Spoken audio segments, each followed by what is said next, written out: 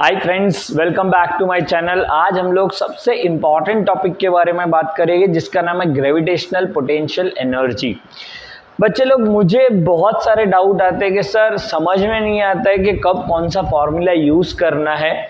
तो gravitational potential energy कब use करना है, उसका मीनिंग क्या है, क्या फॉर्मूला है, वो सब के लिए देखना पड़ेगा वीडियो लास्ट तक। तो लास्ट तक बने रहिएगा। हम लोग स्टार्ट कर रहे हैं ग्रेविटेशनल पोटेंशियल एनर्जी। पहले मैं बताऊंगा कि what is potential energy, gravitational potential energy होता क्या है। तो फॉर एग्जांपल विल टेक अर्थ।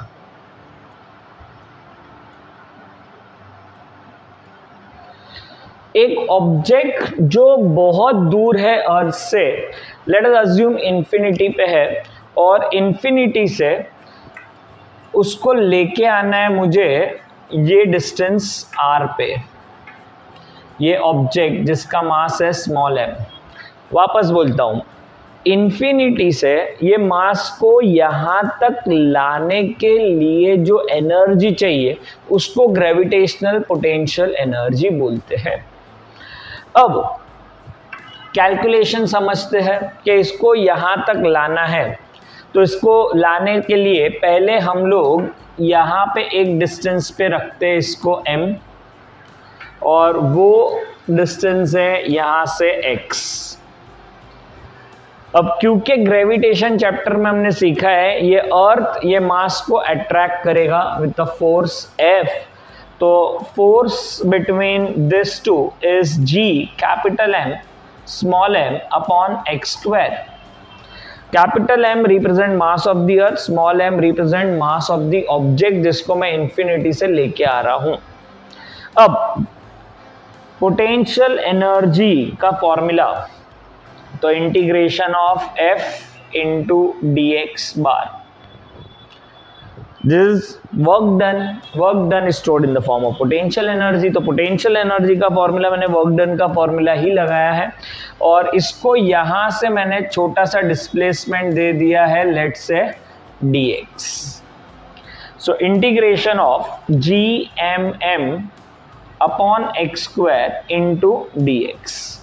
क्योंकि f और dx ये अट्रैक्शन, dx भी इधर, दोनों के बीच में एंगल 0 हो गया, cos 0 बिकम 1, तो ये बन गया फॉर्मूला।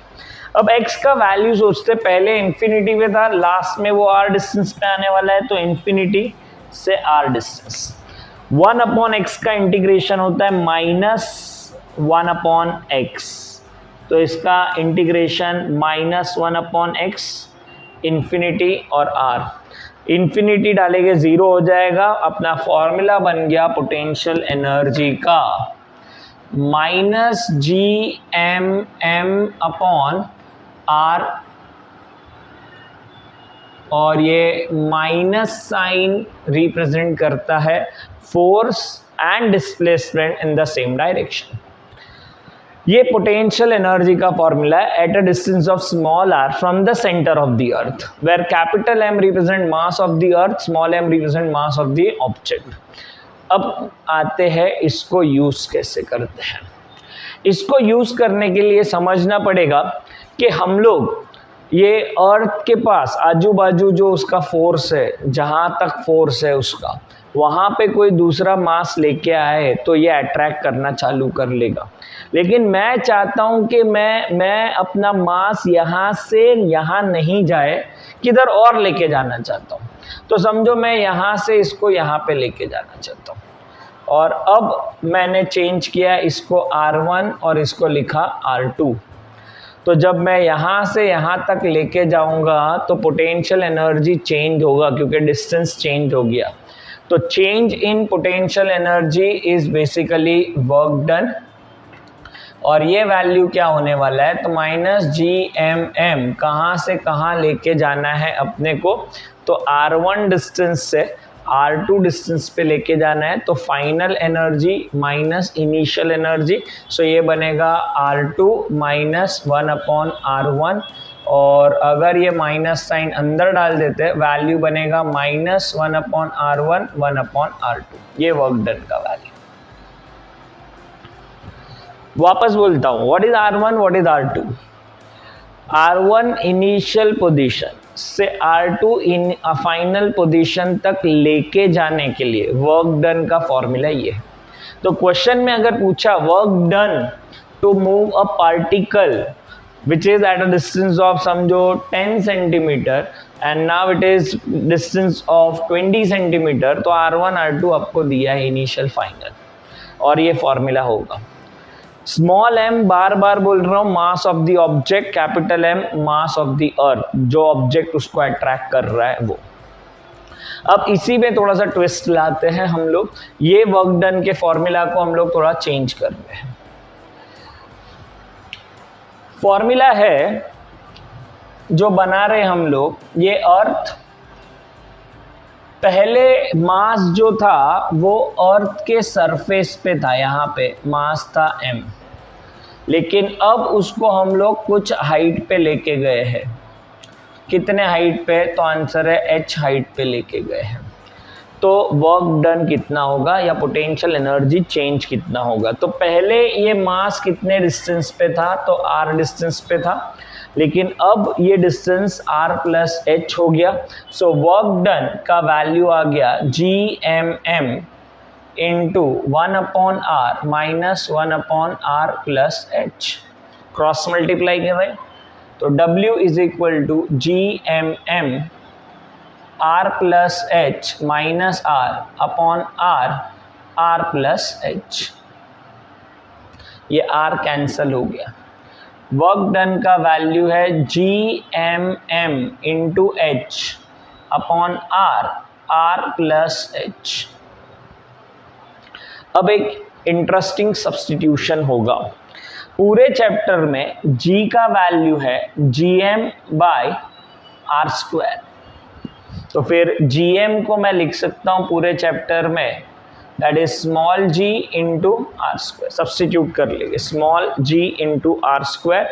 वर्क डन का वैल्यू बनेगा g आर स्क्वायर, ये दोनों वैल्यू रिप्लेस हो गए, small m h upon r into R plus h, एक r कैंसल हो गया। वर्क डन का वैल्यू आया mgRh upon r plus h। ये r को मैं नीचे लेके जा रहा हूँ और वर्क डन का वैल्यू हो गया mgh upon 1 plus h by r। Most important formula, मैं पूरा प्रोसेस याद नहीं रखूँगा, मेरे लिए फाइनल एक्सप्रेशन याद रखूँगा कि h क्या है। जैसे ही क्वेश्चन में आया अर्थ सरफेस से मास को कुछ हाइट पे लेके गए, डायरेक्ट वर्क डन का फॉर्मूला अप्लाई करोगे mgh upon 1 plus h plus h by r। अब इसमें भी मैं तुमको थोड़ा सा और सिंप्लीफाई करके देता हूँ। अगर मुझे बोला कि h कुछ n टाइम्स r है, n टाइम्स मतलब 3 times of r, 4 times of r, ये हाइट पे लेके गए 5 टाइम्स ऑफ r, तो n r सब्स्टिट्यूट करेंगे h के जगह पे। सो वर्क डन का वैल्यू बनेगा mgnr upon 1 plus nr upon r। तो फॉर्मूला बन गया वर्क डन का mgr n upon n plus 1। ये भी याद रख सकते हो, ये दोनों बहुत काम आने वाले हम लोग, लेकिन कब यूज करना है ना वो पता होना चाहिए। कि जब मुझे क्वेश्चन में दिया होगा भाई अर्थ सरफेस से मैं ऊपर लेके गया, कितने हाइट पे h दिया होगा, सब्स्टिट्यूट कर लो h के जगह, और in fact h is equal to nr होगा तो मैं डायरेक्ट इसी फॉर्मूला में सब्स्टिट्यूट कर लूँ। लेकिन सर हमको तो स्कूल में ऐसा बोलते थे कि हाइट पे लेके गए तो mgh वर्क डन होता है, और बहुत स्टूडेंट का ये कॉमन है। जब भी 10th पास आउट करके बच्चे आते हैं ना, हम लोग पूछते हैं what is the formula for potential energy, तो सबको लगता है mgh। तो आंसर है mgh is not potential energy, it is change in potential energy. जैसे ये वर्क डन आया कैसे? चेंज इन पोटेंशियल एनर्जी से। तो चेंज इन पोटेंशियल एनर्जी का फॉर्मूला ये, लेकिन ये तो mgh नहीं है। तो mgh बना सकते हम लोग if h is very much smaller than r। अगर h बहुत ही छोटा है, अर्थ सरफेस से थोड़ा ऊपर लेके गए, एकदम थोड़ा सा ऊपर, तो आंसर है यहाँ पे h और r ये बहुत ही छोटा हो जाएगा 1 के कंपैरिजन में. h by r is very much less than 1 and therefore 1 plus h by r is approximately equal to 1. और ये अपना फॉर्मूला बना लेंगे W इक्वल टू mgh.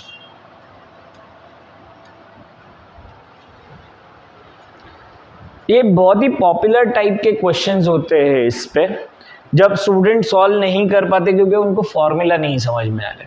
तो बच्चों फॉर्मूला बहुत इजी है, सिर्फ तुमको याद रखना ये वर्क डन जो होता है वो चेंज इन पोटेंशियल एनर्जी. अच्छा, अब क्वेश्चन चेंज करता हूँ, सिर्फ पोटेंशियल एनर्जी पे बात करता हूँ.